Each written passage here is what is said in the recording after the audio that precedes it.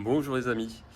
Donc aujourd'hui, je vais vous présenter une partie de réflexion personnelle sur la tradition de la voie des ancêtres et sur la tradition liée à la gnose, un des enseignements qu'on reçoit ici au temple, et de ce point de vue d'expérience de yogi que j'ai, et faire tout un ensemble pour vous partager une voie qui me transforme depuis quelques années.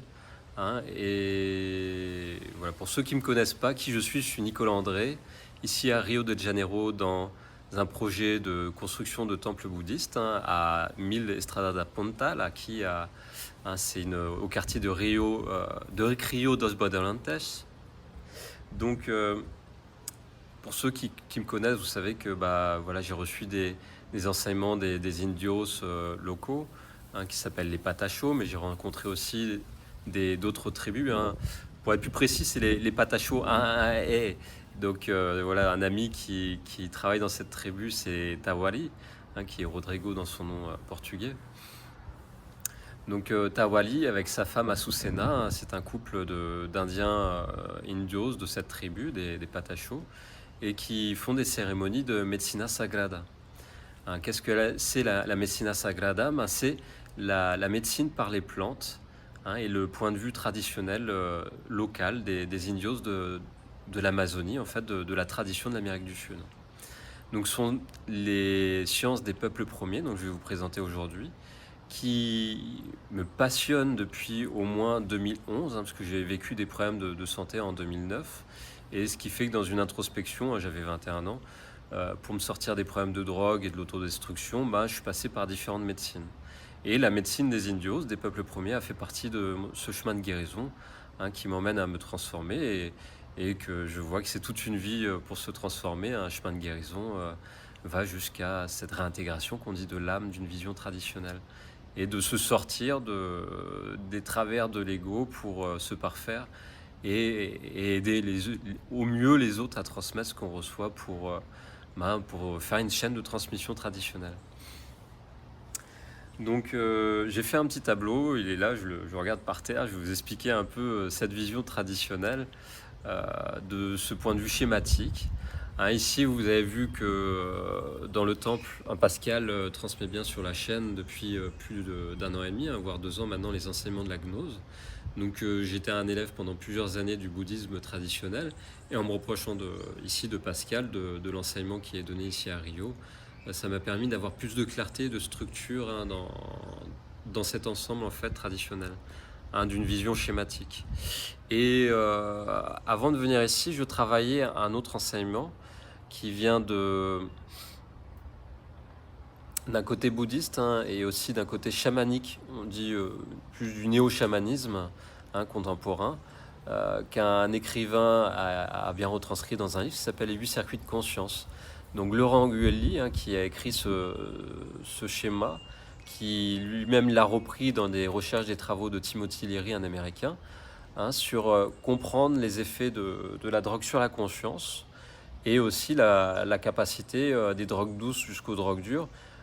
Qu'est-ce qu'elle développe dans l'être et qu'est-ce qu'elle va bloquer aussi dans l'être, et comment s'en sortir, et comment, d'une façon traditionnelle, les utiliser dans un cadre traditionnel comme les indios ici le font en Amérique du Sud, ou je pense aussi dans ce groupe collectif parallèle à qui nous travaillons en cohésion en Afrique, qui est avec l'Iboga et les Bantous.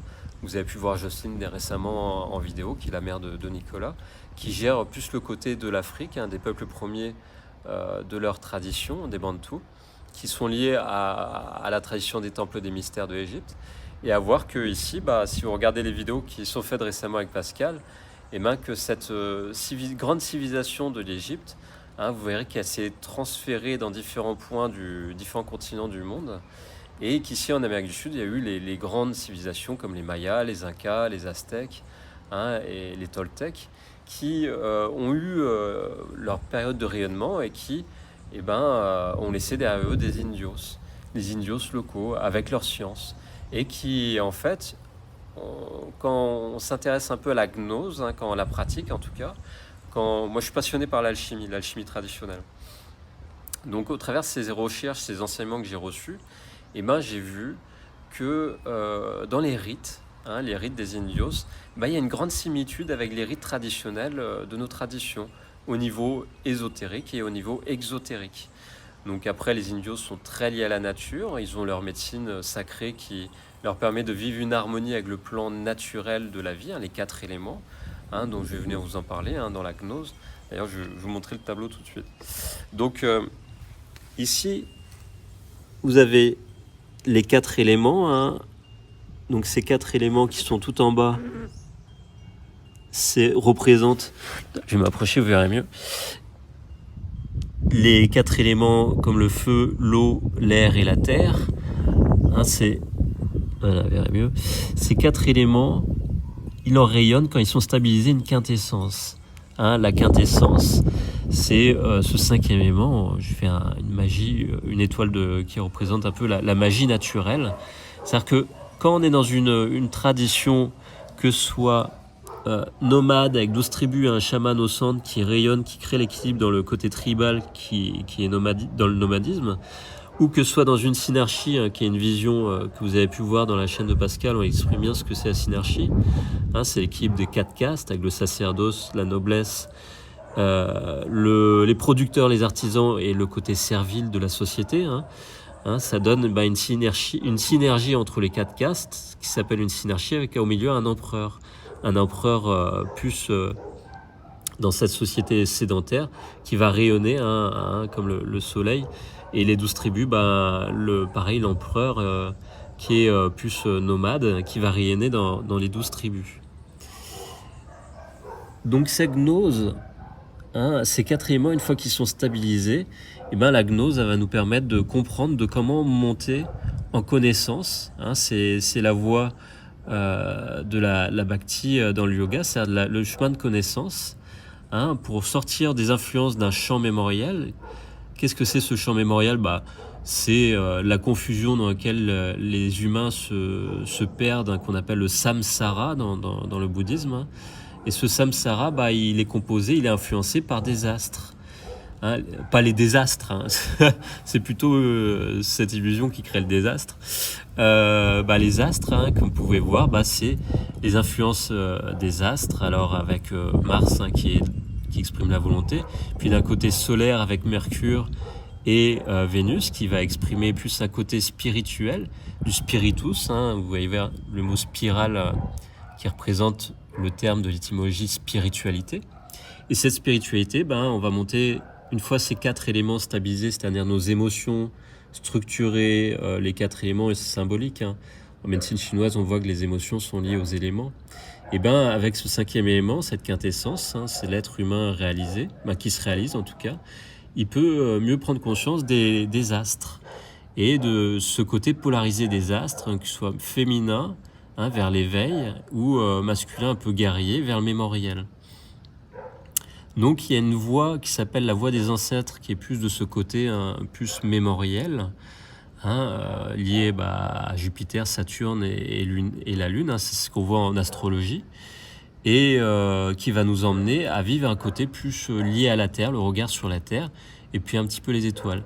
Et puis il y en a un autre, c'est le chemin traditionnel avec l'initiation, qui est plus féminin, avec le côté solaire, qui va rayonner la maîtrise du solaire. Et qui va nous emmener à aller au-delà, de prendre connaissance de ce que vous pouvez voir, le niveau des 9 étoiles polaires qu'on peut voir avec un outil qui s'appelle l'énéagramme. Je ne vous ai pas fait un schéma de l'énéagramme, mais cet énéagramme, il représente ces influences, ces rôles qu'on peut jouer dans notre vie, du côté positif ou négatif, mais auxquels on peut s'enfermer. Et ce sont des influences qu'on voit dans le bouddhisme comme des divinités courroucées, des démons. Et encore, les divinités courroucées, c'est autre chose. Mais ces démons, ces 9 démons principaux, ils nous prennent, ils nous bloquent dans des rôles, ils nous empêchent d'être heureux et de vivre une joie rayonnante qu'on appelle une joie sans cause. Et cette joie sans cause, on va chercher toujours la joie artificielle au travers les 4 éléments qui nous agitent quand on n'arrive pas à les stabiliser. Donc, ces 9 égotypes, une fois qu'on les stabilise, on peut se brancher plus au domaine domaine de l'astral. Donc, l'astral au niveau des constellations, des 12 constellations. Et ces 12 constellations, il y en a une 13e qu'on ne voit pas dans le cercle, qui est plus le côté du serpentaire, qui est le domaine de l'initiation, où le sacerdoce, au niveau du scorpion, il y a ce double signe, le serpentaire, où le sacerdoce va être mené à travailler dans ce domaine de transmission du spirituel. Et il va utiliser la gnose au travers les rites, au travers la tradition, pour équilibrer la masse dans les 4 éléments. Donc une fois que le sacerdoce est à sa place, qui rayonne, avec les outils de la gnose, il va mettre les rites dans une année, un cycle, qu'on appelle le cycle des éléments qui se représentent dans les 4 saisons dans une civilisation qui vit plus au niveau des 4 saisons bien marquées, même si je dirais à aller plus proche de l'Équateur, on a aussi 4 saisons, mais c'est beaucoup moins visible, c'est plus un printemps éternel. Il faut voir que ces 4 éléments, ils ont une influence en fait sur le psychisme. Et ces 4 éléments sont liés à ce domaine des 4 castes, des 4 castes qu'on voit dans le côté indien, le domaine des kshatriyas dans la noblesse, le domaine des brahmanes dans le sacerdoce, des producteurs et des serviles, j'ai oublié, excusez-moi, les termes indiens, mais qui sont liés à 4 éléments. Et ces 4 éléments, une fois qu'ils sont bien équilibrés, on peut prendre plus conscience du spiritus, de la spirale, de l'atman, c'est le soi cosmique, en connaissant au niveau astral, c'est quoi déjà notre identité énergétique, astrale, qui nous permet de nous connecter à ce soi supérieur. Et pour ce faire, c'est important de maîtriser ces formes d'ego, ces rôles qu'on peut jouer, dans lesquels on peut s'enfermer. Et il y a Gurdjieff d'ailleurs qui utilisait l'énéagramme pour faire des enseignements à base du théâtre, pour apprendre à s'en libérer. Donc voilà, je vous parle un peu de la gnose. Je vais revenir, c'est pour vous présenter que toutes ces années, depuis 2011, j'ai fait une démarche de comprendre ce que j'ai vécu en problème de santé à 21 ans. J'ai eu problème avec la drogue, problème d'émotions mal gérées, problème de violence envers moi-même, d'autodestruction, et puis qui n'était pas évident à vivre pour les proches, la famille, c'était violent aussi pour eux. Et le fait d'avoir fait un travail traditionnel avec différents groupes initiatiques, à un moment j'étais chez Rose-Croix, je suis sorti de chez eux parce que je trouvais que c'était un peu sataniste tout ça, Rose-Croix de la Morque, mais j'étais attiré par ce côté de l'alchimie traditionnelle. Puis j'ai rencontré des druides, des clairières druidiques, j'ai rencontré aussi des francs-maçons, et puis à chaque fois dans ce chemin de yogi, de ces expériences aussi attiré par un chemin dans le chamanisme, je suis sorti des groupes toujours pour me retrouver un peu seul dans l'expérience. Et cette expérience, c'était comme un acte magique, c'était des fois plus intense en étant seul, parce que les appels que je pouvais faire dans mes prières revenaient puissamment, où j'étais seul face à l'expérience pour vivre un grain de folie. Et c'est en rencontrant les enseignements de Pascal que j'ai appris ce que c'était le bouddhisme dans le Dzogchen, où j'étais pas forcément au début attiré par le Dzogchen, mais plus comme souvent un Européen par l'hindouisme et le bouddhisme qu'on voit au niveau occidental. Et j'ai compris que le Dzogchen, qui était la base des origines du bouddhisme, plus lié au chamanisme, me correspondait mieux, qu'on appelle aussi la voie de la folle sagesse. Donc cette voie de la folle sagesse, je vous parlais tout à l'heure de Timothy Leary, qui est un Américain qui a fait avec Laurent Guelli un livre sur les 8 circuits de conscience. Et les outils de la gnose m'ont permis de mieux comprendre cette étude que j'avais eue sur les 8 circuits de conscience. Et dont là, je vais vous parler de cette expérience que j'ai vécue depuis qu'ici je suis au Brésil, avec les indios locaux. Et puis la rencontre aussi avec les Bantous et Jocelyne qui m'en a beaucoup fait part, ayant toute cette sagesse qu'elle a ramenée ici au Brésil pour nous en parler. Donc les 8 circuits de conscience, vous pouvez voir, ils sont là. Alors à quoi ils se correspondent, ces 8 circuits ? Je ne l'ai pas écrit, mais je vais l'écrire. Si j'ai mes marqueurs, si, ils sont là dans ma poche. En haut, on a un circuit dit supraconscient.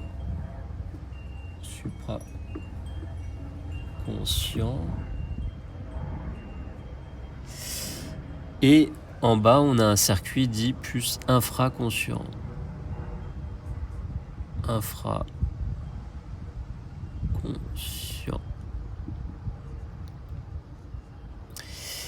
Et ces deux circuits de la réalité des êtres humains oscillent en permanence entre les deux. C'est un point de vue qui peut être vu un peu New Age, mais voilà. Moi, je trouvais que c'était intéressant de prendre ce système, cet outil-là, pour décrire des effets dans la société, mais pas forcément pour décrire un chemin traditionnel. D'ailleurs, pour décrire un chemin traditionnel, je partirai plus sur dans le bouddhisme de l'octuple sentier de Bouddha, qu'on voit aussi au niveau de l'ashtanga traditionnel, les 8 piliers fondamentaux du yoga traditionnel. Et là, voilà, je vous parlais des 8 circuits de conscience. Donc ces 8 circuits de conscience, moi, ils m'ont permis de comprendre pourquoi j'ai eu des problèmes de drogue et quels effets les drogues ont sur la société. Donc au niveau de notre vitalité, des fois on peut être fatigué, c'est notre base, c'est le circuit de conscience numéro 1. On va chercher à la développer, cette vitalité. Donc on va prendre des excitants, du café, on peut prendre de l'alcool, on peut prendre des fois des drogues dures comme l'héroïne, la cocaïne pour s'endormir dans la vitalité, comme des fois c'est des opiacés, pour aller chasser le dragon comme on dit avec l'opium, ou alors l'augmenter avec du speed, de l'amphétamine, tout ça. Moi, si je vous parle de drogue, je vous déconseille de faire des expériences avec les drogues sans un cadre traditionnel, avec des drogues naturelles qui ont été sacralisées. Parce que les drogues du système synthétique, elles ont été, imprégnées de magie égotique liée aux vendeurs de drogue, au marché noir, et puis à ceux qui l'ont créé pour détruire un peu le psychisme des humains, pour les rendre esclaves. Donc moi, je vous déconseille d'utiliser les drogues synthétiques. Par contre, si vous voulez vivre une expérience dite plus de guérison de la médecine sacrée, rapprochez-vous des tribus traditionnelles, les 12 tribus d'Israël, là, avec l'empereur au milieu, le 13e, qui est là pour les guider. Rapprochez-vous ou alors du sacerdoce de la synarchie, qui travaille avec la nature et les plantes des indios. Souvent, à l'époque du Bouddha, d'ailleurs, on voyait qu'il y avait la caste des brahmanes qui s'était mis en alliance avec les indios locaux d'Inde, et que Bouddha était au milieu comme l'empereur qui bougeait, qui donnait les enseignements. Donc, cette vitalité au circuit numéro 1, elle a un effet sur les espaces territoriaux. Quand elle est en forme, on va conquérir les autres espaces. On agrandit sa zone de connaissance et sa zone de vitalité. Et puis, on va, par expérience, vivre une forme d'intelligence. L'intellectuel se développe. Et puis, ça va développer le politique territorial avec l'intellect. Et puis, il va avoir un côté social qui va s'épanouir avec une culture qui va se créer, au-delà de la tradition. Souvent, une culture, c'est la dégénérescence d'une tradition qu'on va voir dans le circuit supérieur religieux. Et la sexualité qui, dans un niveau social libéré. Donc, on va créer un enfant dans un couple, on va monter sur un circuit supérieur, qui est le circuit de la supraconscience. Parce que quand on devient parent, symboliquement, nous devenons des parents aussi, comme Dieu le Père au ciel et la Mère sur terre qui nous protège. Et donc on a un côté de psychisme et d'énergétique plus évolué qui arrive quand on devient parent. Avec humilité, on accueille une âme et on l'élève. Et puis on va s'occuper de la vitalité de notre enfant. Et puis un peu de notre vitalité aussi. Donc sans arrêt, on va essayer de voyager déjà sur ce côté supérieur du supraterrestre, en passant constamment par l'infraconscient, le côté matériel de la vie. Et quand je dis infraconscient, c'est souvent qu'on n'a pas conscience des effets matériels. Comme boire du café, du thé, ça va avoir un effet sur notre intellect, l'espace politique, c'est pour bien discuter. Mais ça va avoir un effet, c'est des plantes sacrées normalement qui sont utilisées au niveau chamanique, religieux, et aussi pour faire un travail sur le psychisme.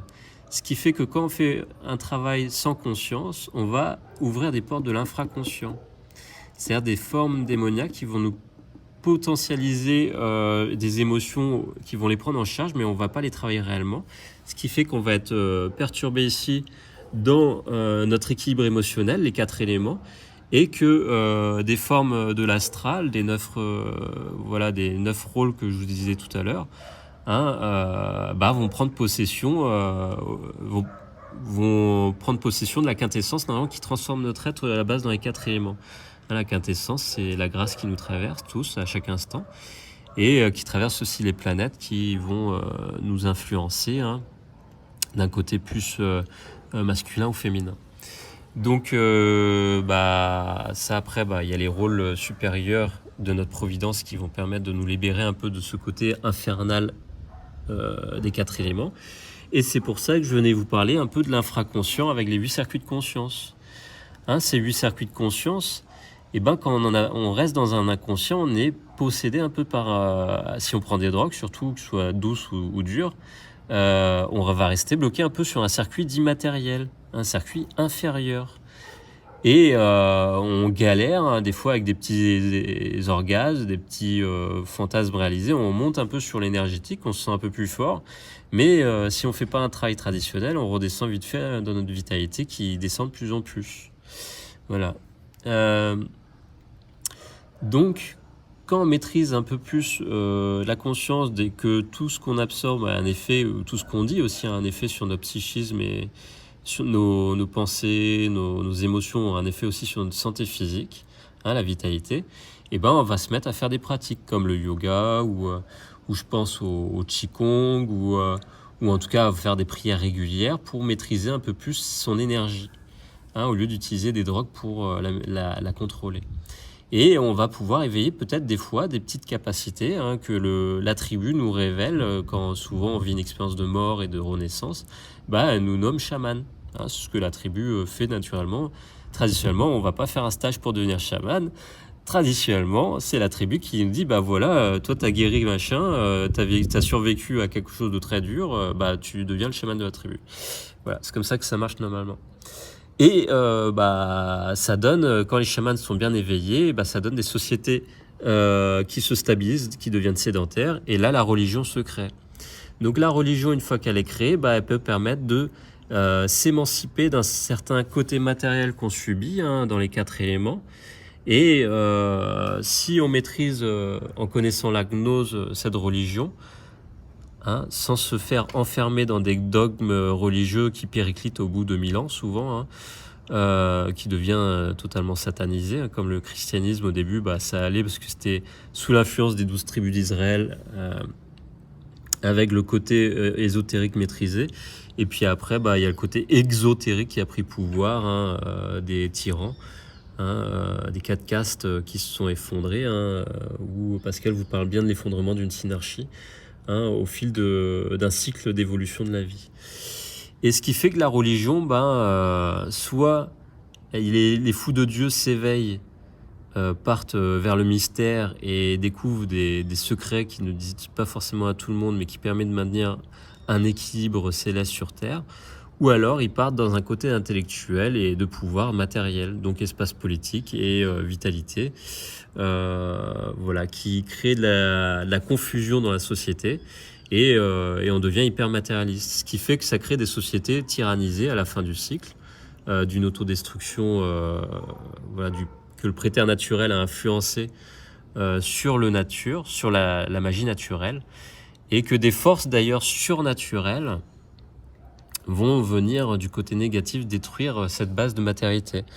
Donc cette base de matérialité, c'est tout le côté de la société qui finit par s'effondrer, perdre sa vitalité, l'espace politique devient détruit avec la guerre, l'intellectuel devient totalement névrosé et socioculturel, il n'y a plus d'épanouissement, c'est totalement faussé. Et ce qui fait qu'il y a des fois plus de connexion avec le supérieur, le supraconscient, cette force, cette puissance divine. Il y a plus des fois la grâce est totalement bouffée par l'autodestruction de la société. Donc pour mieux le canaliser, il y a des pratiques traditionnelles. Et je vais venir en parler un petit peu des pratiques traditionnelles liées au ciel. Les 8 circuits de conscience, c'est juste un outil intellectuel. Je vous invite à vraiment prendre du recul sur ce truc. D'ailleurs, moi, c'est ce que j'ai fait de plus en plus en parlant de moins en moins. Par contre, les outils de la gnose, eux, c'est comme moi j'ai cette vision d'alchimie, c'est une pierre philosophale. Une fois qu'on apprend à l'utiliser, on peut faire de l'or avec ce qu'on touche. En tout cas, le but c'est de transformer l'or matériel en lumière. C'est-à-dire la conscience plombante pour les autres, qu'elle devienne épanouie et exaltée et qu'elle permette de faire de belles choses, de grandes choses qui aident beaucoup de personnes. C'est le but d'une pierre philosophale, hein. Voilà, la voix des alchimistes. Je vous invite à écouter un de mes anciens enseignants qui s'appelle Patrick Burestenas, il en parle très bien. Un jour, je vous ferai des vidéos, peut-être sur le sujet aussi. En tout cas, je propose des soins de trame qui sont liés à ce nettoyage du champ mémoriel, donc je vous exprimais, pour mieux manifester cette quintessence, cette grâce qui nous traverse tous à chaque instant, qui permet de manifester d'ailleurs on a tous en nous une providence, et pour mieux la manifester avec sa bonne étoile. Le côté des outils traditionnels, voilà, je vous en parlais, c'était le côté des soins que le sacerdoce peut apporter. Dans la synarchie, c'est par la dîme, où le sacerdoce reçoit une aide du peuple. Et quand on marche d'une société république, on doit être à son compte. Le seul problème, c'est que les traditions, elles sont des fois corrompues par l'institution, par d'ombre des gens qui ne sont pas fait assez bien un travail sur eux-mêmes. Et puis des fois, il y en a, ils ne sont pas du tout traditionnels, ils font des soins, et ils sont des vrais vampires, hein, au niveau psychique. Et ça n'emmène pas vers un chemin d'éveil, comme on propose dans le bouddhisme, hein, avec les outils dont je vous ai parlé. Donc un lien avec la maîtrise de ces profondeurs en allant voir le côté obscur de la force en soi, ce que je vous propose en tout cas dans l'étude de la voie des ancêtres. Ça c'est très la voie des ancêtres, hein. C'est le moi et le jeu, c'est infernal. On finit toujours par s'y perdre, que d'être à l'écoute du soi divin qui vient, qui nous guide à être obéissant, en prenant conscience que le déterminisme historique est déjà bien à prendre conscience de comment fonctionne l'histoire pour pas être perdu dans toutes les histoires qui se passent au quotidien. Et de voir aussi que le libre arbitre, voilà, est peut-être une forme d'illusion, et que c'est juste pour nous donner la chance de se brûler les doigts et de voir que il y a des sages qui ont donné des concepts. Et ces concepts, ça peut être quoi, les 7 péchés capitaux, comme les 7 vertus de la tradition qu'on voit dans le côté chrétien. Puis il y a aussi les 10 lois de la table des commandements, hein, pareil. Ce sont des outils, des voies traditionnelles qui sont complémentaires à l'ésotérisme. Là, je vous propose de voir une vision ésotérique. Et il y a cette vision exotérique, traditionnelle, que nous sommes tous dans le devoir de suivre. D'ailleurs, moi, j'ai quitté la France, j'allais régulièrement à la messe, je suis chrétien catholique. Et puis ces dernières années, j'ai fait des rencontres avec les soufis, et je me rapproche petit à petit, en prenant conscience du côté de la présence qui périclite dans le christianisme. Je me rapproche de l'islam au travers le soufisme. Et voilà, donc peut-être un jour je parlerai plus forcément du tout du christianisme, mais je parlerai plus de l'islam. En tout cas, ça fait 2 ans que je m'y rapproche, 3 ans maintenant, en ayant reçu des enseignements au Maroc, à Marrakech, mais aussi pendant 1 an dans différentes villes en France, où je suivais le même enseignant spirituel. Donc je continue à lire les écrits sacrés, et puis à les étudier, à comprendre les structures, hein, par la gnose, la numérologie. Je donne des soins, des enseignements avec ces outils-là. L'astrologie, que je continue à approfondir pour mieux comprendre le niveau stellaire du céleste. Et puis les indios, avec qui je travaille toujours, mais d'autres tribus, pour créer un lien avec le temple. Parce que nous allons proposer des soins, nous proposons à distance, nous allons proposer physiquement ici aux Brésiliens, des soins traditionnels ayurvédiques, et des soins aussi de cet équilibre du préternaturel et des technologies qu'on dirait quantiques, mais maîtrisées avec les mains du sacerdoce, et pas non plus avec n'importe quelle main, avec une conscience derrière, qu'on pourrait dire un effet électromagnétique, avec une conscience qui est plus dans l'informationnel, comme on voit en naturopathie, en homéopathie, hein, liée au céleste, par rapport à l'électromagnétique terrestre, où le mieux c'est qu'il soit le plus faible possible pour éviter de perturber la conscience de l'informationnel. Et pour ce faire, il y a des personnes qui ont reçu des enseignements, qui ont une certaine expérience dans le domaine, dans tout ce domaine. Et voilà, j'en fais partie. Dans le cabinet, il y aura différentes personnes qui vont travailler. Et je vais j'ai pris dernièrement la décision de vivre dans le temple, donc je me suis installé dans le temple. J'ai quitté mon appartement et petit à petit, je vais construire le cabinet pour transférer toutes les activités une fois que j'aurai rendu mon appartement. Donc voilà, si je vous fais cette vidéo, c'est pour un peu clôturer aussi une expérience de recherche que je fais depuis 2011, depuis 2011-2012, hein, sur le chamanisme, et le néo-chamanisme. J'en ai fait des frais au début, j'ai vécu des expériences néo-chamaniques qui m'ont un peu mis dans une forme de pouvoir et limite dans une autodestruction.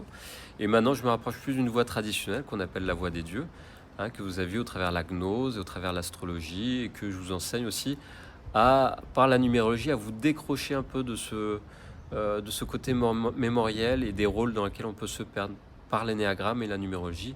Ça, j'emmène dans les accompagnements à en prendre conscience.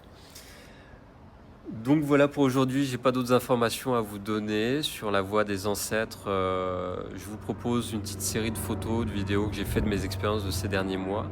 Hein, il y a au moins, depuis que je suis là, j'ai vécu des expériences depuis... au mois juillet, juillet l'année dernière. Donc beaucoup de soins, de guérison que j'ai reçus des indios et une grande reconnexion à la Pachamama, au féminin sacré. Hein, d'ailleurs, j'ai été voir dernièrement Maria d'Aparacida, c'est la Sainte Maria d'ici, du Brésil, et Aparacida qui est proche d'ici. Et j'ai vécu un grand lien dans mon cœur à ce niveau-là. Je vous mettrai des photos aussi, vous verrez.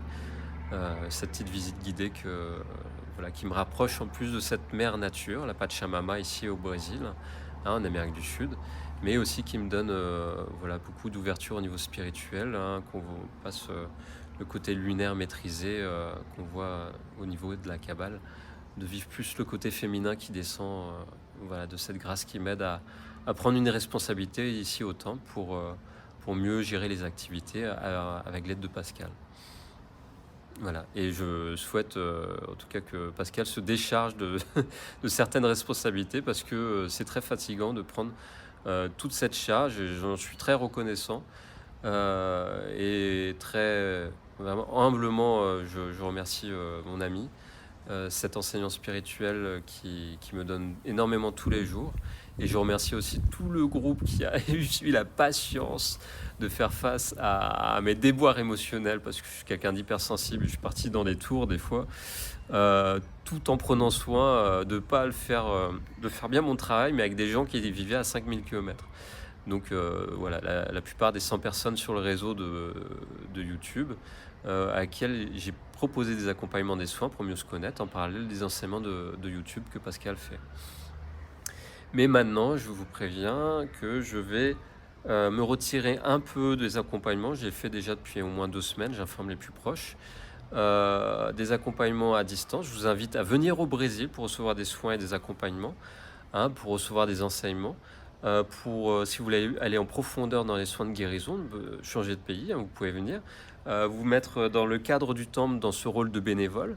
Voilà, vous serez reçu par une petite équipe. Il y a Nathalie, il y a Dominique qui sont là, qui s'occupent un peu de ce côté, de s'occuper au niveau de recevoir les gens au niveau psychologique par un petit questionnaire. Et puis avec Pascal, on fera vos thèmes, on verra si vous êtes apte à rentrer dans cette réalité de qui est la synarchie. Parce que la synarchie, c'est une réalité pas évidente à la vivre.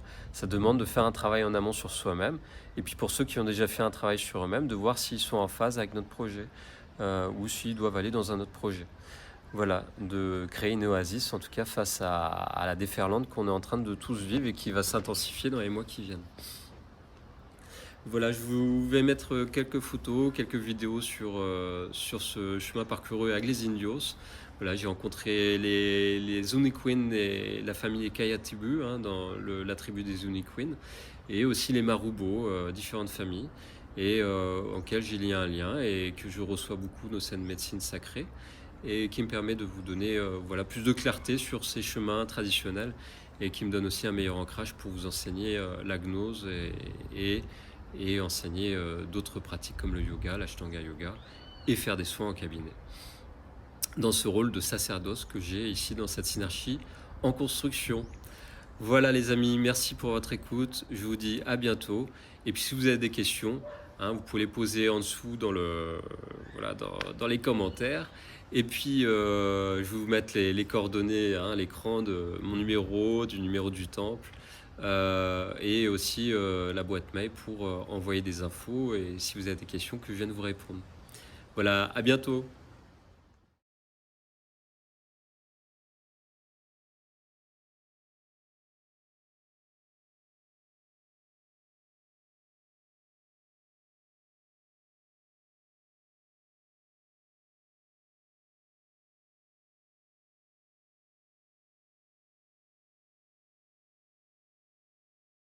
Eu chamo todas as tribos do universo, abençoando as palavras desse verso.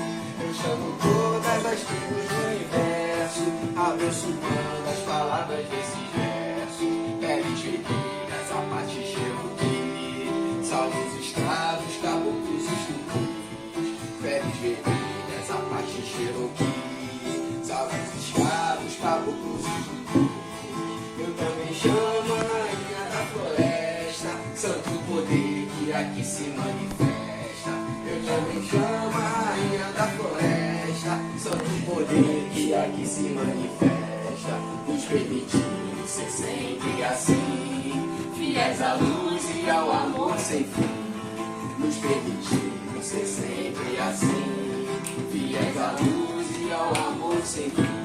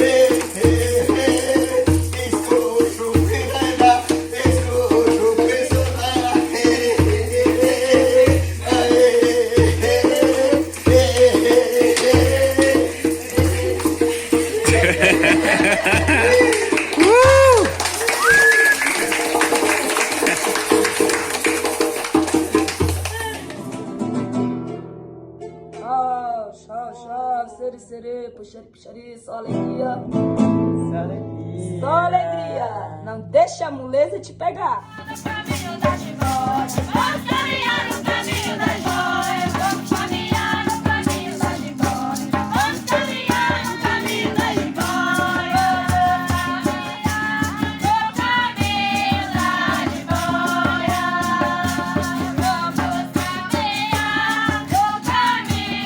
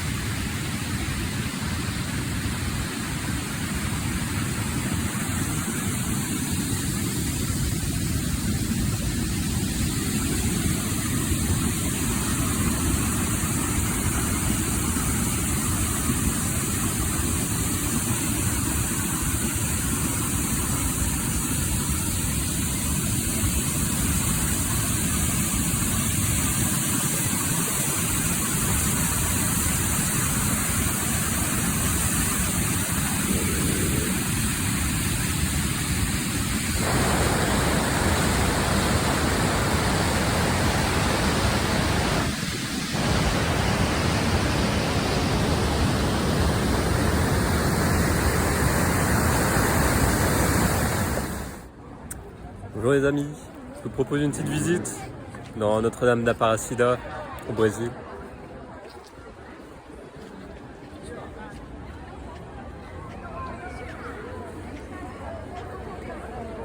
J'ai participé à quelques messes ici et elles sont très présentes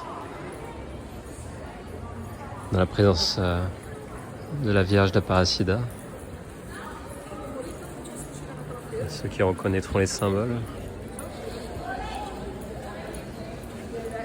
Un lieu de paix, un lieu de présence divine et de grâce. Dans l'harmonie des formes et des couleurs.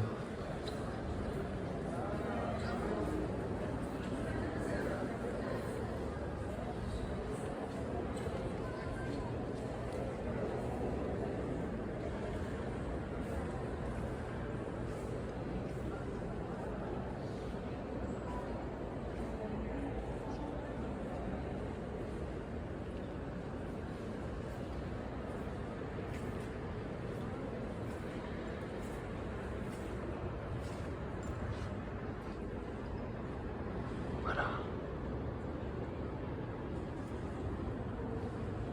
La présence du silence.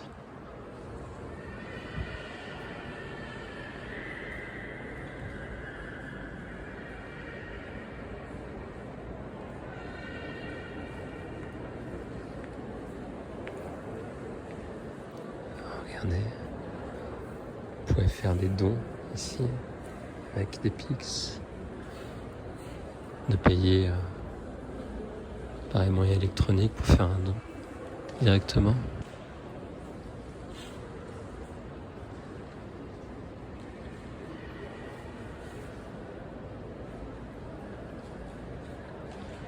Ce matin, j'étais ici sur les chaises à vivre la messe de 6h30.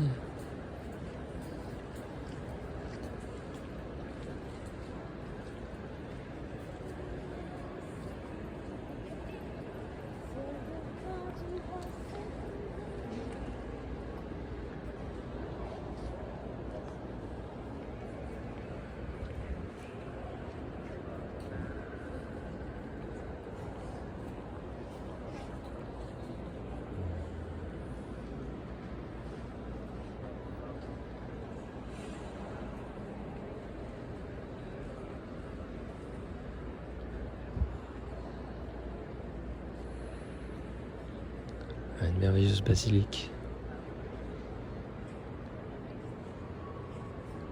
avec ses chapelles.